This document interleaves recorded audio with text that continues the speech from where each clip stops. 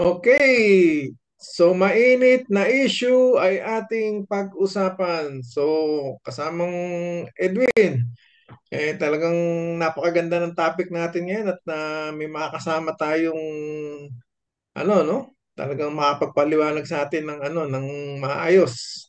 Isa So, lang isa lang bagay yung maipapangako natin sa ating mga live viewers na kasama natin ngayong gabi at saka sa mga replay viewers natin na mm, makakapanood ito sa mga susunod na oras pa, 101% maganda po magiging talakayan natin at saka ika nga, magiging malinaw. Sigurado ang pagpapaliwanag ng ating guest dahil isa itong batikang hindi lamang journalista, politiko, writer, lahat na, ha? Lahat na kalidad nito para magpaliwanag sa mga kasalukuyang isyong ika nga nagpapainit ng ating mga dugo. okay. So, para dire-diretso tayo, Kap, pakibasa mo na yung tema at ang konteksto. Okay, ang ating tema ngayong gabi po ay lihim na pagdinig at investigasyon. Hanggang saan paroroon? May kasabihan tayo noon, pagkahaba-haba man daw ng prosesyon sa simbahan din ng urong. Maging ganyan kaya ang sitwasyong pinatutunguhan ng mahabang pagdinig sa mga kaso ng korupsyon sa Pilipinas? Na sa masalimuot at dugtong-dugtong ng mga istorya, meron din bang katapusan at may mananagot ba? Pero sa nangyayari, sa kasalukuyan, dinidinig ang kaso sa malawakang korupsyon. Sangkot ang DPWH, mga senador, kongresista, mga kontraktor at iba pang damay sa paglustay ng kaban ng bayan sa loob ng pag-iimbestiga ng ICI o Independent Commission for Infrastructure. Magkakaroon kaya ng mga takipan, pag-iwas at pagbabawas? Ipinabatid sa lahat na gagawin itong behind closed doors kaya pili lamang daw ang mga bahaging isisiwalat sa publiko. Saan kaya patutungo ang mga investigasyong ito? May makakasuhan kaya at mahatulan? Ating bantayan ang nagaganap at magaganap. Yan po ang Eh, ating tema at saka konteksto at kami po'y lubos na nagpapasalamat sa napakahusay na tagagawa ng ating konteksto. Yan po ay tubong Bulacan. Kaya kita nyo naman ang mga terminong ginamit. Tagal na tagal. Complimentary po dyan. Ha? si kasamang Beats, no? Jesus. Jesus. Talagang Sige naman, kabit. So, oh, paano? Paano okay, yan? Kap. So, pakilala mo na kung sino yung magiging guest natin. Okay. Ngayon po, dito sa pag-usapan naman, sa ugnayan sa impapawid, tulad po na nabanggit namin kanina sa opening, maganda po ang talakayan natin ngayong gabi at napakahalaga ng ating i-discuss. At siyempre, kailangan natin ng isang eksperto at importanteng tao para makasama natin himayin ang mga issue patungkol sa may init na issue tulad ng flood control projects at mga corruption na nangyayari ngayon sa ating bayan. Hindi ko na po tatagalin mga kasama, mga kaugnayan. Ang ating po kasama ngayong gabi ay si Kate Di Casino. Siya po ay social activist, isang manunulat, isang journalista, tatlong term sa House of Representatives ng Bayan Muna Party List at siyempre, siya ang kasalukuyang chairman ng Bayan. Welcome po sa Ugnayan sa Impapawid, Kate Di Casino at maraming salamat po sa pagpapaunlak ninyo na makahalubilo at makasama namin kayo ngayong gabi dito sa Italia. Maraming salamat din at magandang araw o magandang gabi sa ating mga kababayan dyan sa Italia, sa iba pang bahagi ng Europa, sa buong daigdig. Magandang araw. Kapegay, Okay, Katedi, ngayon mainit na issue yan siyempre yung corruption na sinasabing yung flood control project. Ito ay binabanggit din na isang uri ng pork barrel ng mga kongresista, ng mga senador at mga kongresista. Pwede niyo po ba kaming pakipaliwanag ng konti kung paano tumatakbo yung sinasabing pork barrel? Yung pork barrel, traditionally, kaya tinawag na pork barrel yan, titingnan natin sa kasaysayan. Unang nagsimula yan ginagamit yan sa Amerika. No, yung pork peg, ito yung lalagyan ng mga piraso ng baboy na kapag nagbabiyahe ng malayo, sa bariles nilalagay itong mga baboy para tumagal. So puro taba yan at saka kumbaga delicacy yan. No? Yung syempre special yung baboy ng time na yun. Eventually, naging katawagan siya sa pondo na dinadala ng isang politiko sa kanyang mga constituents. Halimbawa, isang congressman sa distrito, magdadala siya ng pondo galing sa mga buwis natin para ipamudmod sa kanyang mga constituents in terms of projects. Pero sa katawagan ngayon sa Pilipinas, pag sinabing pork barrel, ito yung mga proyekto ng mga politiko na binababa sa kanyang mga constituents, sa kanyang mga supporters para makakuha ng kanilang loyalty, ng kanilang suporta at ng kanilang boto at mag-develop ng patronage o utang na loob. At ang masama pa dyan sa pork barrel, hindi lang sa ginagamit ito for patronage, pinagkakakitaan din ito ng politiko. So dito naman ngayon papasok yung mga kickback, yung mga ghost project, yung mga substandard project na kandikit karaniwan ng mga pork barrel project.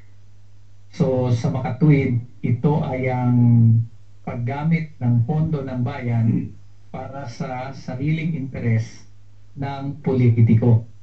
Para pagamanin ang politiko at makabili ng boto para manatili siya sa poder. Kaya masama yung pork barrel system at matagal na nating nilalabanan. Pero talagang, kumbaga, yan ang lifeblood eh. Yan ang, dyan nakasandig ang mga politiko para sa kanilang kayamanan at sa pananatili sa pwesto. Kaya mahirap tibagin. Tatay D, isang diretsyong tanong po dahil kasi yung mga DDS at saka yung mga Marcos loyalists, lagi na lamang ibinabato sa mga progresibong grupo tulad ninyo.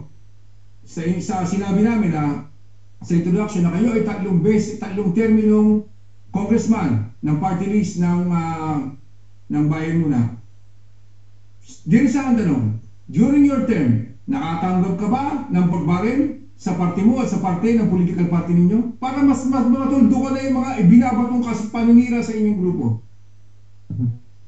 Nung unang bahagi ng paglahok natin sa party list, pasok sa Kongreso, nag-access tayo ng mga pondo para sa project. Or tawagin na natin pork barrel. Ang approach natin nun, yung ating pork barrel ay hindi natin lalagyan ng kickback, walang commission.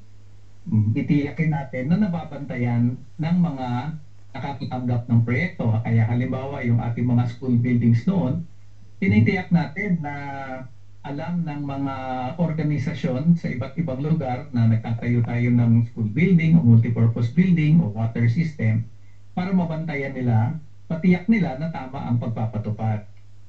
Subalit, pagdating ng 2013, dito na pumutok yung usapin ng Napoles Funds Camp. Meron tayong realization na kahit na anong linis ng pagpapatupad natin sa mga projects through the congressional funds, overall, corrupt talaga yung sistema. Kasi doon mismo sa pagpepresyo ng mga contractor, built-in na yung minimum ng 10 to 15% commission. Ngayon, nasa 25 to 35% na yan. Pero nung time ko, nasa 10 to 15% ang automatic na commission ng mga contractor. At ibang usapin na lang yan, kung kukunin namin, kung hindi namin kukunin, may ibang kukuha.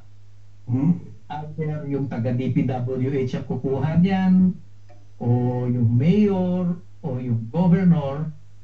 So kahit nasabihin mong kami ay malinis at wala kaming tinanggap, may iba palang tumatanggap ng komisyon na built-in na. So starting 2013, ang naging desisyon po ng Makabayan, hindi na tayo mag-a-access dyan sa pork barrel funds.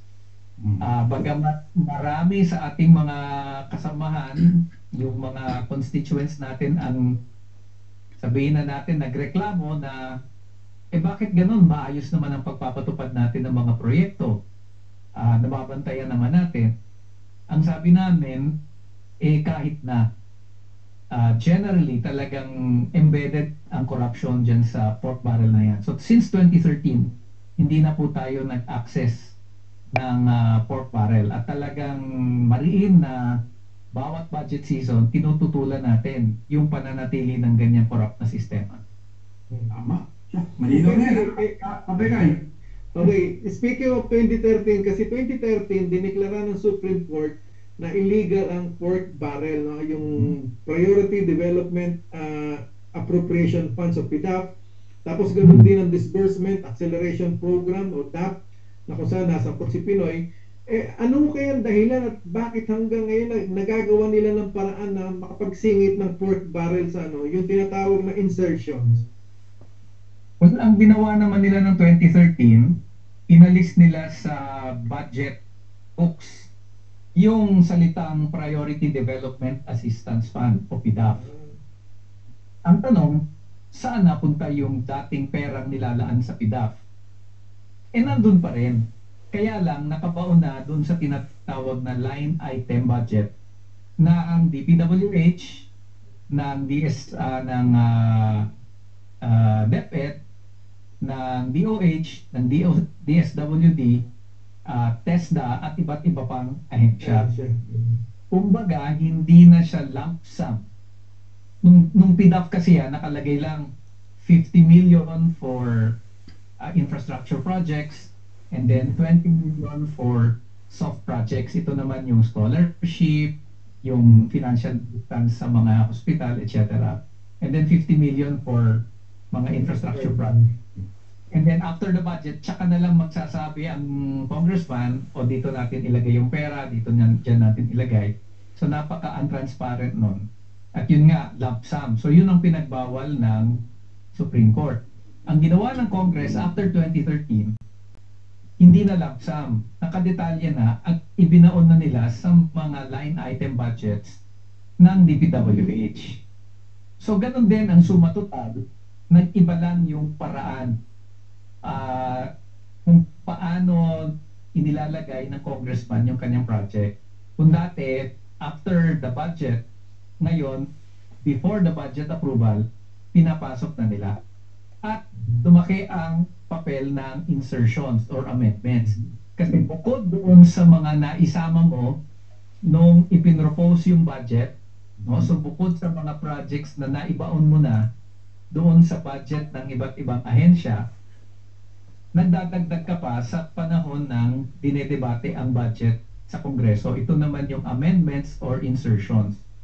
So hindi na lang 50 million and 20 million, yung ibang mga congressmen na malalakas at mahuhusay dumiskarte, mas malaki pa doon ang papasok nilang pork barrel through the insertions.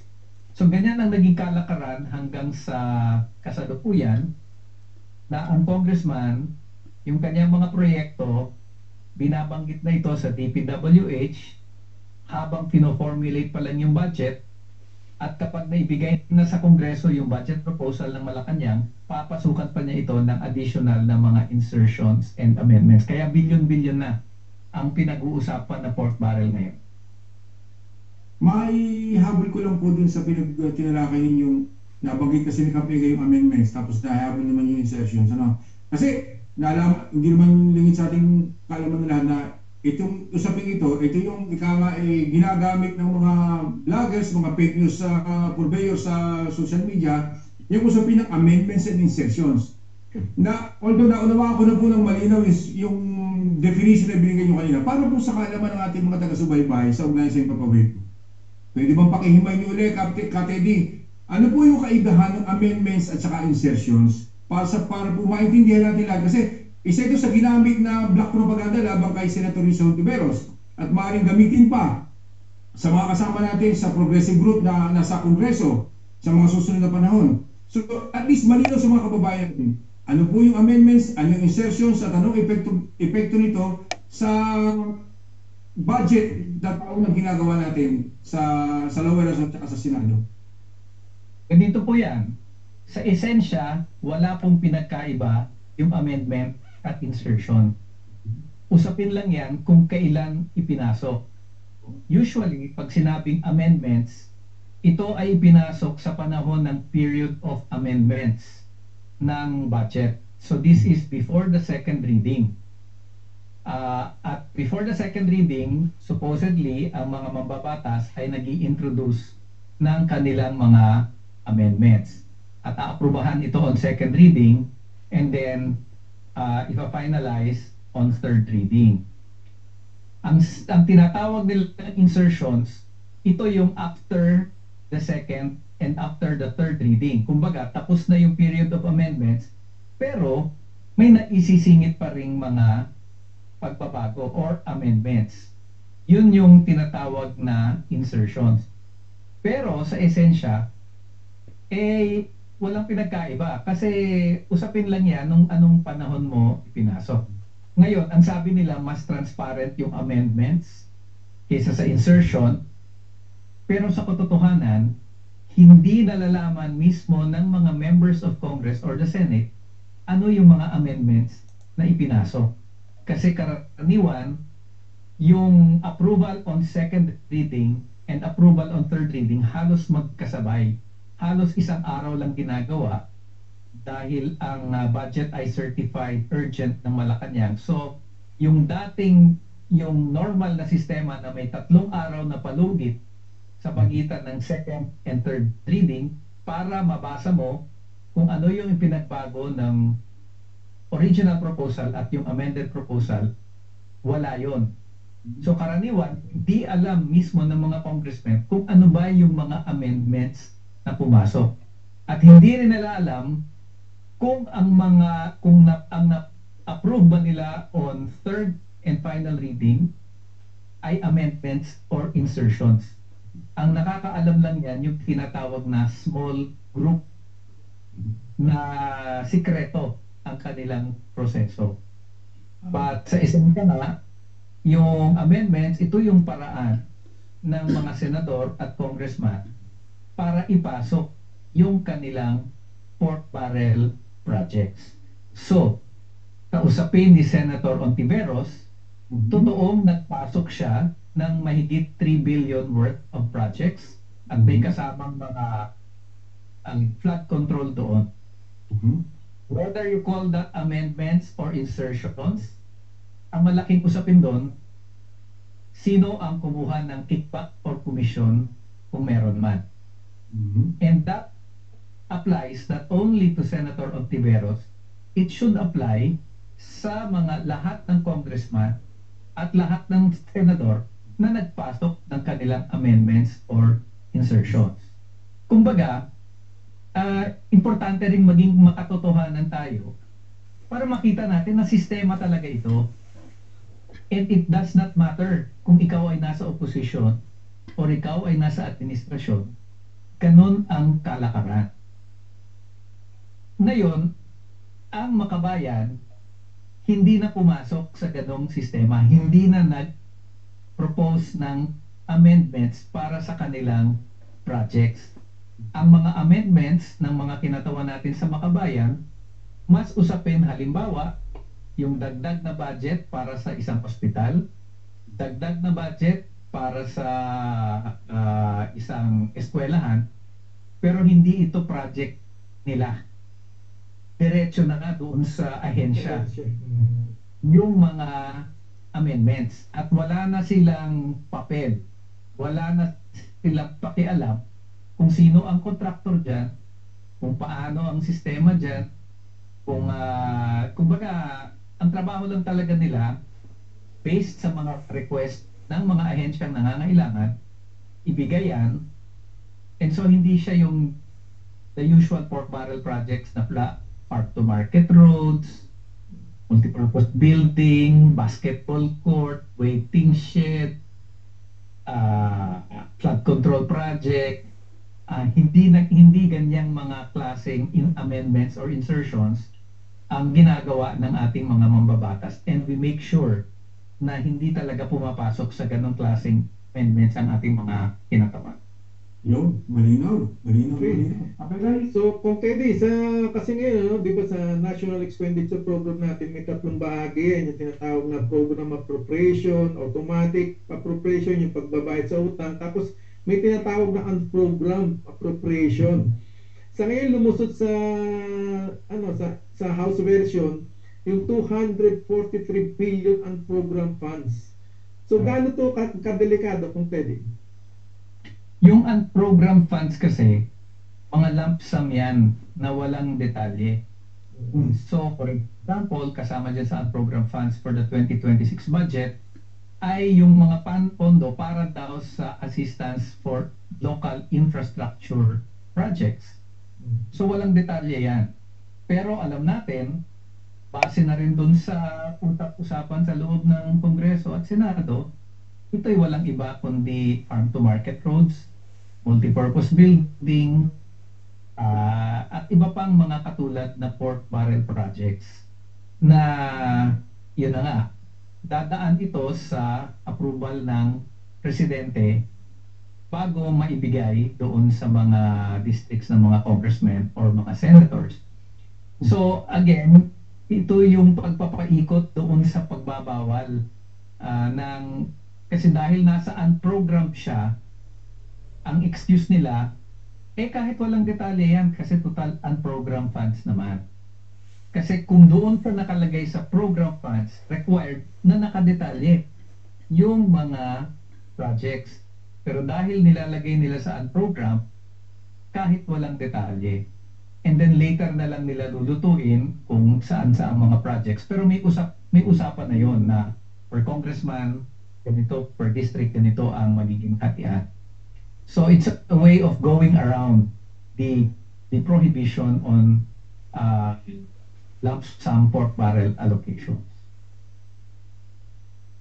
Kung Teddy, ito naman diretsano rin ako kasi alam mo medyo laging diretsa tayo sa usapin ng pork barrel na alam mo natin hindi inalis yan sabi mo kanina palitan lang ng pangalan pero pork barrel pa rin yan. Alam naman natin na ang kalimitan yung nakikinabang dito, sila yung director nakikinabang dito, yung mga congressmen at saka senadores. Moral ba na merong pork barrel ang mga congressmen at saka mga senadores? Dahil hindi naman nila trabaho yun. Ang trabaho naman nila ay maghabi ng batas, gumawa ng batas para sa kapakinabangan ng mga ordinaryong mamamayang Pilipino. Hindi nila kailangan yan di ba? So, kayo po, bilang opinion niyo kay dating kongresista sa nakaraang 3 termino, marapat ba na merong ganitong uri ng pondong inilalaan sa bawat distrito at sa bawat senador sa pondo ng ating bayan? Talagang pwedeng wala namang pork barrel In fact, sabi ko nga, makabayan, mula 2013, wala nang ganyang klaseng mga proyekto. Pero napagsisilbihan naman natin yung ating mga constituents dahil naunawaan ng ating mga supporters na ang trabaho ng mambabatas hindi naman gumawa ng farm-to-market road o gumawa ng basketball court o kung ano pa man. May mga ahensya na yan ang trabaho.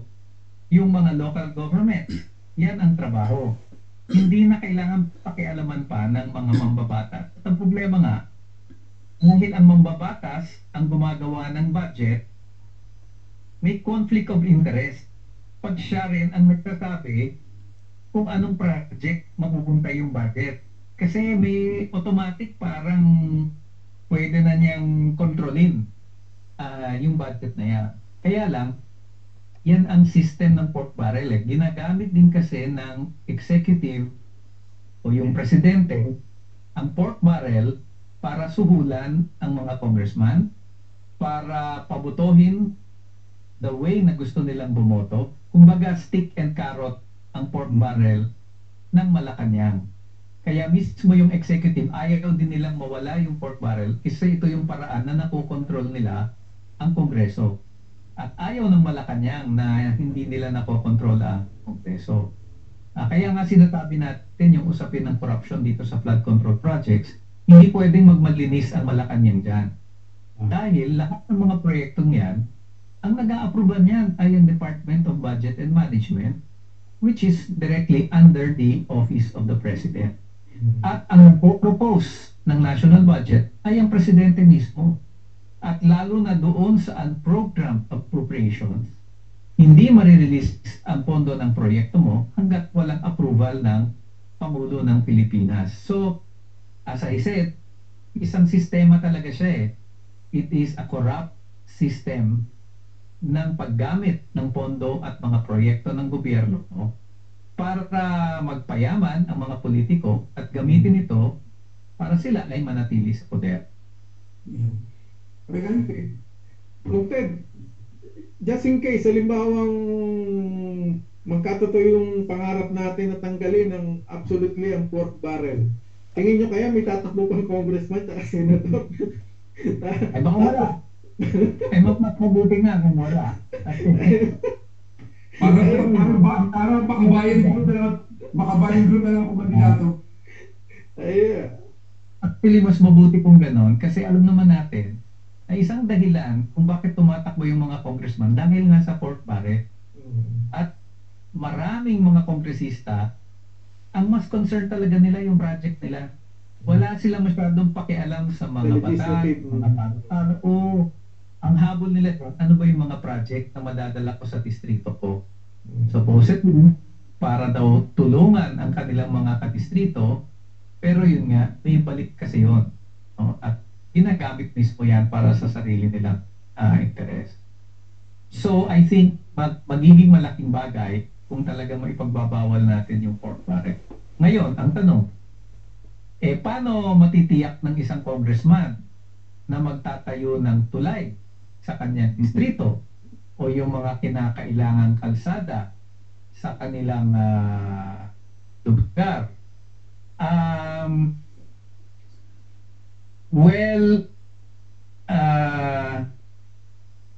I think mas mainam yan na maipasok as a line item or kung ito man ay i-amend, maging bukas sa publiko at mangangailangan ng approval ng mayorya ng Kongreso, yung transparency in the process.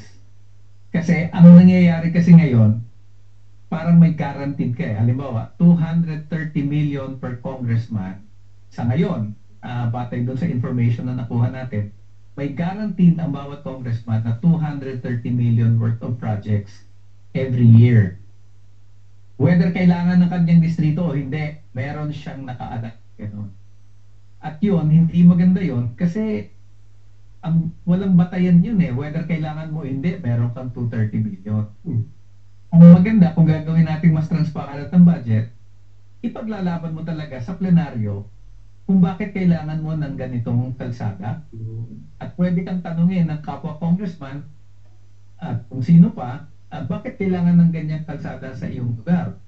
So hindi magiging, ang sistema kasi ngayon, halimbawa, bawat kalsada, pare-pareho yung pare-pareho yung amount. Sa totoong buhay, magkakaiba yan depende sa lugar, depende sa kondisyon ng mga lugar. So kung magiging mas transparent din ang budget, mahihirapan din ang mga congressman na basta-basta magpasok ng kung ano-anong mga project. Pero ngayon kasi, yung mga amendments, yung mga insertions, hindi yan napapag-usapan sa plenaryo. Yan ay sa small group lang napapag-usapan. So yun yung isang deterrent din. Kumbaga, hindi mo talaga maiiwasan na isang congressman ay maglalabi na madagdagan yung budget sa kanyang distrito, but by making it transparent, mas magiging accountable siya. At mas makikita ng publiko kung karapat-dapat pa yung mga projects na kanyang pinopropose at ginagawa yan dapat mismo sa plenary out in the open. Hindi yung secret process ng mga small groups at ng mga bicameral conference group. Kung pwede ngayong araw lang, inanunsyo ni PBM na this time daw, yung BICAM ila-livestream daw. May silbi ba to na kahit na naka-livestream yung BICAM, kung andun pa rin naman yung mga pork barrel? Oo nga andun yung mahigit 200 billion na unprogrammed funds. Nandun na yung mga projects, mga insertions. Bago pa yung BICAM, pumatok na yung mga insertions. Pwede kasing scripted na lang yung BICAM BICAM. Hindi yung pag-livestream will not prevent na bago buksan yung livestream, bago mag-convene ang BICAM, nag-usap-usap na yung mga major players dyan. At meron na silang usapan. Ganito na gagawin natin. Pagdating sa BICAM, may script na yan. Susundin lang natin yung script. That is the practice in many meetings in Congress. Nakascript naman yung maraming mga proseso dyan. So tingin ko, mainam yun, pero tingin ko hindi yun garantiya na wala ng insertions, wala ng pork barrel. Kasi in fact, even before the Bicameral Conference Committee convenes, doon mismo sa budget, pasok na eh. Pasok na sa line item ng mga ahensya, pasok na sa approved amendments, yung mga pork barrel projects na Congressman. Isang simpleng pamamaraan ng pagmamaliit sa kaisipan ng mga mamayang Pilipino yung liveness pinagsasabi ng Pangulong PBM eh. Tama yung explanation ni Kati Teddy eh. Useless naman yun eh, di ba? Para bang pinapaikot-ikot lang tayo, parang pang pinaasa ka, ganito. Samantalang scripted na nga yan, obvious naman yan. So na-discuss ni Kong Teddy yung mga pamamaraan, hinimay-himay niya isa-isa, di ba? Kung ano yung insertions, yung amendments, kung paano nagsimula yung pork barrel, definition niya, kung ano-ano pa. Katedi, etong alam naman natin na sa ngayon, merong issue ng tawag dito, yung flood control projects na yan. At siya nagtatag ng independent body, ang Pangulo, yung ICI. Sa tingin po ninyo, saan hahantong ang investigasyon ng ICI, pati na rin ang ombudsman na sumasali na rin sa usaping ito, sa laganap na korupsyon ng flood control projects? Magsilbing aral na kaya itong investigasyon na ito sa mga buhayang nasa gobyerno na sa pamamagitan ng ginagawang investigasyon? May mananagot kaya? May makukulong kaya sa tingin nyo, Kong Teddy? Palagay ko yung ICI wala na masyadong patutunguhan. Kasi hindi ko alam kung nabalitaan nyo na dyan, kahapon lamang, nagdesisyon ang mag-asawang Diskaya. So yung contractor na pinakamalaki involved dyan sa mga ghost projects at iba pang mga overpriced projects, nagdesisyon po na hindi na sila haharap sa ICI. At walang magawa ang ICI. Kasi precisely, ang problema ng ICI, wala siyang sapat na kapangyarihan para obligahin ang mga tao, ang iba't ibang mga involved na tao, na magsabi ng katotohanan sa kanya, na mag-testify sa kanya. Wala siyang contempt powers. So kung ang mga Diskaya ay kayang isang tabi at hindi mag-participate sa ICI, ano pa kaya ang mga senador, ang mga congressman, iba pang malalaking opisyal na deadmahin na lang yung ICI? So yun nga it is very limited on its own. And anuman ang maging findings ng ICI, wala rin siyang power to prosecute. Ipapasa din ito sa Department of Justice, ipapasa din sa Ombudsman. So, para saan pa yun? Pagdating sa Department of Justice, gagawa rin sila ng sariling investigasyon. Pagdating doon sa Ombudsman, gagawa rin ng sariling investigasyon. So, parang nagdodoble lang yung proseso. In fact, kaya itinayo yung ICI. Kasi nga, nagdududa ang marami sa ginagawang investigasyon ng Senado at Kongreso.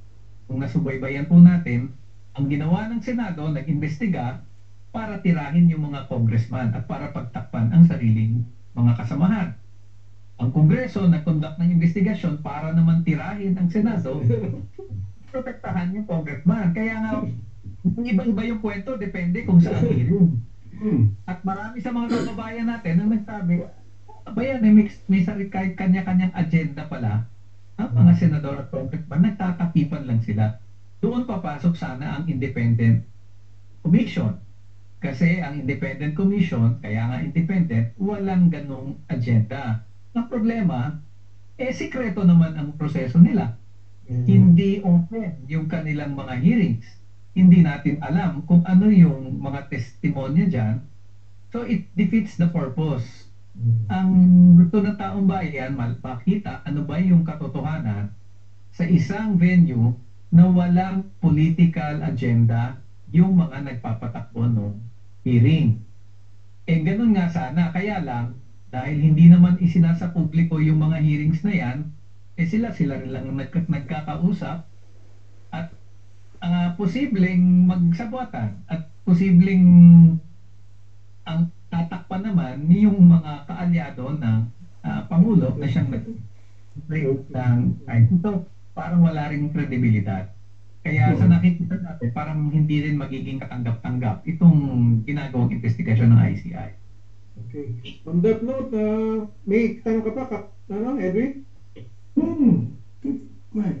Hindi, kasi on that note, no, para bago siguro natin hingan ng huling mensahe si Kong Teddy, may curious lang ako Kong Teddy kasi napanood ko yung interview mo kay Karen Davila sa start nung 2 weeks ago. Medyo naging emotional ka ron. Kahit ako emotional din nung sa mga naging topic nyo. Kasi halos magkaedad naman tayo, tagal na rin natin dito sa pakikibaka. Ano ba yung dahilan? Bakit paki-share mo kung bakit kumbaga andun yung emosyon na talagang parang yung pakikibaka natin talagang hindi naman wala katapusan, hindi naman tayo umaasa tayo ng tagumpay pa rin. So para sa mga kababayan natin, ayun dapat gawin talaga. Well, nung time na yun, medyo hindi ko rin maintindihan bakit ako napaluhan. Pero kasi that was just a few days after yung September 21 rally. At sarili pa sa isip ko yung mga binugbog ng mga bata na kanilang galit sa nangyayari ngayon. Yung ilan sa kanila ay lumusog doon sa hanay ng mga pulis. And then yung mga pulis naman, in overreacting, ang huli na lang ng kung sino-sino doon, marami mga bata, pinugbog nila. At meron tayong mga kakilala na pinugbog mismo at that time nakakulong pa. So siguro dahil yun ang mga umiikot sa aking isip nung time na nagkausap kami ni Karen at tinatanong niya ako kaugnay ng ano pa ba ang dapat gawin. So naghalo-halo na yung ating frustration, yung ating pagkadismaya, yung galit na dahil nga ganun pa ang sinapit. Kung sino pa yung nagreklamo at galit sa corruption, parang siya pa yung pinalabas na gumagawa ng mali. Kaya tayo naging emotional. Pero ito kasing mga panahong ito rin yung panahon na mas namumulat ang ating mga kababayan sa pangangailangan na paguhin talaga ang sistema. Hindi lang ng ating gobyerno, kundi ng ating lipunan. Malaking oportunidad ito para itaas ang kamulatan ng ating mga kababayan na hindi na pwedeng yung katulad ng dati na pa-imbestiga dito, may masasampu lang isa, dalawa, and then magkakalimutan na, and then a few years later, may puputok na namang issue ng corruption. Kung dati ay fertilizer fund scam, farm-to-market road, ngayon naman ay flood control, parang paulit-ulit lang. And hopefully this time, hindi na ganon ang kumbaga maghanap na ng mas makabuluhang pagbabago. Beyond accountability, beyond pagpapanagot, itong mga guilty, may sangkot. Yung usapin na paano natin babaguhin yung sistema, yung klase ng pamamahala sa ating bansa, na wala ng pork barrel, na wala ng political dynasty, na ang kapangyarihan ay mapunta naman doon sa mga tunay na kinatawan ng mamamayan. So, magandang pag-usapan na natin dito, ano pa ba ang mga alternatibang sistema ng pamamahala na pwede nating isulong? Kasi nga, kitang-kita na yung pakulukan ng kasalukuyang sistema, ano ang pwede nating ipalit? At yun ang gusto nating maging mapag-usapan para hindi pa ulit-ulit itong kinakaharap nating problema sa korupsyon. Yung idukso ko lang dyan sa nabanggit ni tinalakay ni Kong Teddy, Kasi nga, nabanggit nga po kanina, paulit-ulit lang, iniiba-iba lang. And ang problema, yung mga involved na mga politiko, they are the same politicians, personalities, ahensya ng gobyerno. Pero ang problema, nakakabalik pa sila sa poder ng kapangyarihan. Ang tanong, kanino at anong dahilan? Kanino ang pagkukulang? Bakit after all this na mga corruption scams na nabubuklat, may mga nakakulong pa nga, pinakulong ni Pinoy, problema, pinalaya ni Duterte, di ba? Nung malukulong siya. Ano po kaya ang problema kung bakit paulit-ulit lamang ito walang nananagot? Ito ba ay problema ng patungkol sa ating mga botante na nagluluklok sa mga ganitong uri ng mga buhayang kandidatong politiko? Kultura o misinformation dulot ng social media? Ano po mga factors kaya ang pwedeng dahilan kung bakit mayroong ganitong sitwasyon pa hanggang ngayon? Para sa atin, Kyle Win, maraming factors yan. Pero ang pangunan ay dahil kontrolado ng mga political dynasty o kung tawagin pa namin bilang mga aktivista, yung mga burokrata kapitalista, no, yung mga public officials na tinatrato ang gobyerno bilang negosyo. Kasama na dyan yung mga political dynasty. Yung napakatinding kontrol nila sa sistema ng politika at ng eleksyon sa ating bayan. To the point na yung mga botante natin wala ng choice. Halimbawa, ako po nakatira dito sa Makati, isang maunlad na lungsod sa Maynila. Naisipin mo, napaka-modern dito sa Makati, sophisticated ang mga botante dito, bakit political dynasty pa rin ang namamayani dito? Pero nung nakaraang eleksyon, ano bang choice ng tao dito? Ang lumaban dito, magbayaw. Magbayaw. Oo. Yung kapatid ng dating mayor at yung asawa ng dating mayor, sila ang naglaban. So, sino sisisihin mo doon? Yung botante? Yun lang naman ang choice mo. At sa maraming lugar sa Pilipinas, wala ka naman talagang choice. At hindi lang sa walang choice, ikaw ay natatakot na kapag hindi ka bumoto doon sa political dynasty, baka mawalan ka ng bahay, mawawalan ka ng ayuda, mawawalan ka ng trabaho. O ganong kalalim ang kontrol nila sa sistema ng politika. Kaya para sa akin, ang pagsisisi dito, hindi sa mga botante. Ang pagsisisi dito, yung mga may hawak ng kapangyarihan na ayaw bumitiw at ginagamit nila yung sistema ng politika para sila ay lalong yumaman at manatili sa pwesto. At ang kailangan talaga dyan, hindi yan masusolve ng eleksyon. Kahit anong eleksyon ng gawin natin, hanggat hawak nila, kontrolado nila yan, siguro makaka-jackpot ka once or twice, may mapapabagsak ka minsan na political dynasty, but generally, sila pa rin ang mamamayani. Hanggat hindi natin na ibabagsak ang ganitong klaseng bulok na sistema, hindi tayo makakawala sa ganyang klaseng pagsasamantala at pang-aalipin ng ilan. Okay, on that note, kung hindi, siguro sa susunod, kung papalaan tayo, pag-uusapan natin yung alternatibong sistema na binabanggit natin. Pero sa ngayon, kung pwede, ano ba yung mensahe mo sa mga kababayan natin dito sa Europa para dito sa nangyayaring corruption sa atin? Well, unang-una po, importanteng maging mapagsuri tayo sa mga developments dahil maraming forces at work dito sa bansa natin ngayon na andyan yung magkakalaban lumalabas na Duterte at Marcos na gumagawa ng hakbang para sa kanilang sariling mga interes. Nandiyan ang mamamayan na nagsisikap na panagutin ang mga korap at baguhin ang sistema. So maging mapagsuri tayo at huwag tayong mahuhulog doon sa ang choice lang natin susuporta ka ba kay Bongbong o susuporta ka ba kay Sara? Pwede naman hindi, di ba? Pwede naman maghanap tayo ng iba, ng alternatiba.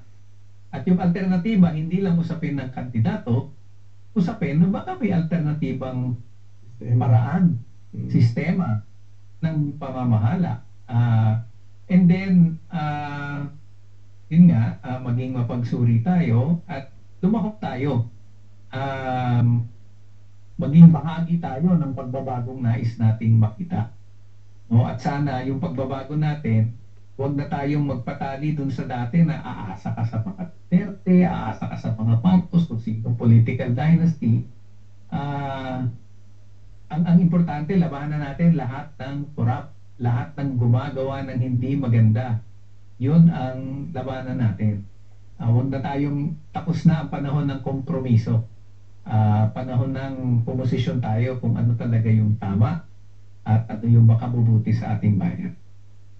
Okay, so maraming salamat Kong Teddy at talagang marami kaming natutunan at nalaman tungkol sa mga inputs tungkol dito sa production ng pork barrel. So hanggang sa susunod, Kong Teddy, magandang gabi. Maraming salamat, magandang gabi rin Kaegay at sa lahat ng ating Maraming mga salamat po, Kung Teddy. At tuloy na lagi namin bilin, sana sa mga susunod na panahon, mabigyan mo namin kami lagi ng konting oras para may paliwanag natin sa ating mga taga-subaybay yung mga usaping dapat talaga nilang maintindihan at maunawaan. Maraming salamat po. Ingat po kayo lagi and God bless. Ingat din po. Mabuhay kayo. Thank you po. Bye-bye. Salamat po.